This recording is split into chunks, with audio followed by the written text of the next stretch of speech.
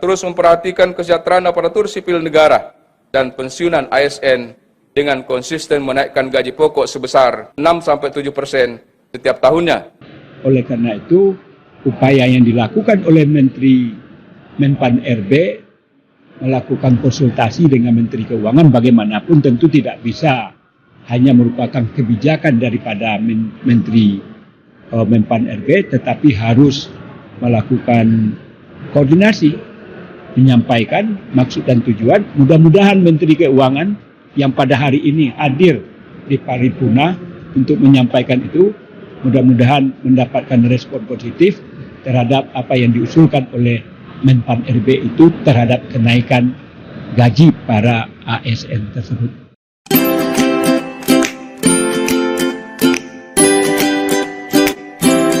Ke depan kalau kinerjanya tidak bagus ya mestinya tidak mendapat tunjangan yang bagus. Ini rumusan-rumusan ini kita diskusikan terus.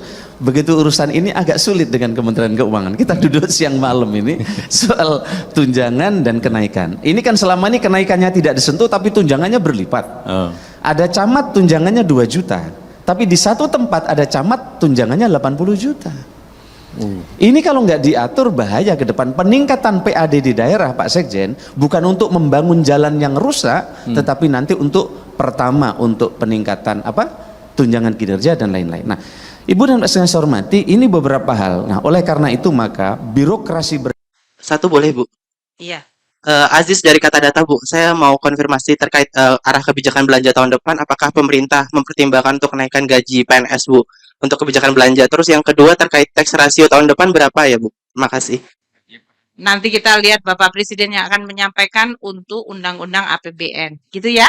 Hari ini fokusnya pada kebijakan ekonomi makro dan pokok-pokok kebijakan fiskalnya. Makasih. Terima kasih. Ya, kemarin ini viral juga berita-berita yang kita dengar dari Menteri Menpan RB bahwa Menpan RB mengusulkan kepada Menteri Keuangan untuk dilakukan peninjauan ulang terhadap gaji para ASN.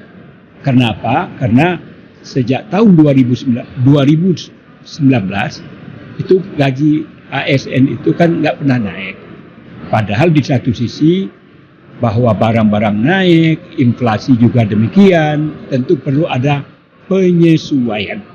Oleh karena itu kami Komisi 2 yang merupakan mitra daripada Kementerian Menpan RB tentu memberikan apresiasi adanya gagasan, adanya rencana untuk melakukan penyesuaian terhadap gaji para ASN ini untuk dinaikkan.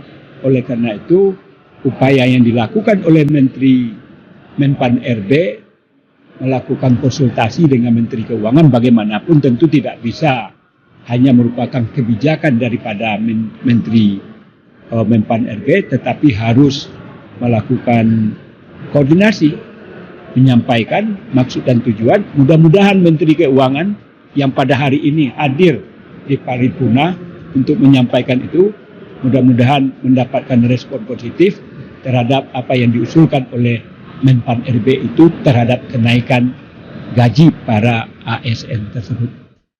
Sidang paripurna yang terhormat, terkait dengan kerangka ekonomi makro dan pokok-pokok kebijakan fiskal APBN tahun anggaran 2024 yang disampaikan oleh pemerintah, fraksi kami memberikan sejumlah catatan, diantaranya adalah: ke-9, fraksi P3 mengharapkan pemerintah agar terus memperhatikan kesejahteraan aparatur sipil negara dan pensiunan ASN dengan konsisten menaikkan gaji pokok sebesar 6-7% setiap tahunnya.